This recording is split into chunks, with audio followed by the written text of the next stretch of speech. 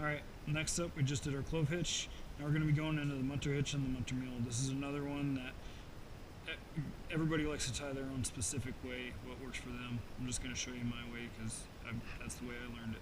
But it starts out similar to the way you start with the bowline. You grab it, palm down, thumb towards yourself, I'm the man, and throw it over and say, you're the man, I'm the man, you're the man. And then you have both lines running perpendicular to themselves. You take your one coming from your standing end and you fold it back onto itself.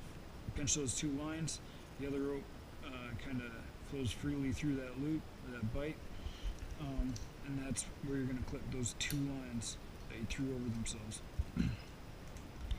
Now you're going to want to, your running end at the bottom is going to be your brake hand. That's the loaded position right there, and you're going to be braking to the 12 o'clock.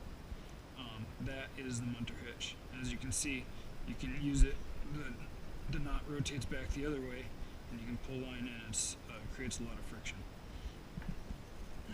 But, alright, so now, say we have it broken, now we want to mule it off. I tie a Munter Mule, which is essentially going to be creating a loop back towards itself with the brake hand, and you're going to push your running end back through that loop.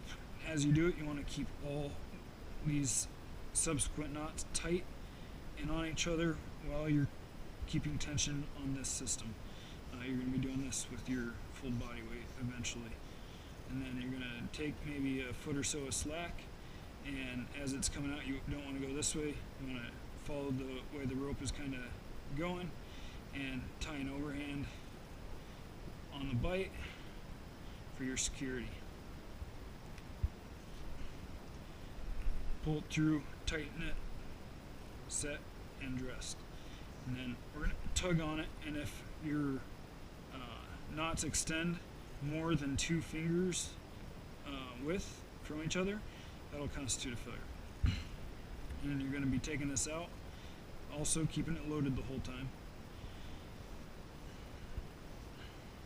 And then once you get to this point, you're going to take both hands, your brake hand closer to yourself, both thumbs pointed towards yourself, and pop it straight out to the 12 o'clock. And you lose minimal slack, and you're already broken off. There you go, and then you can keep doing whatever you need to do. That's the Munter Hitch and the Munter Mule.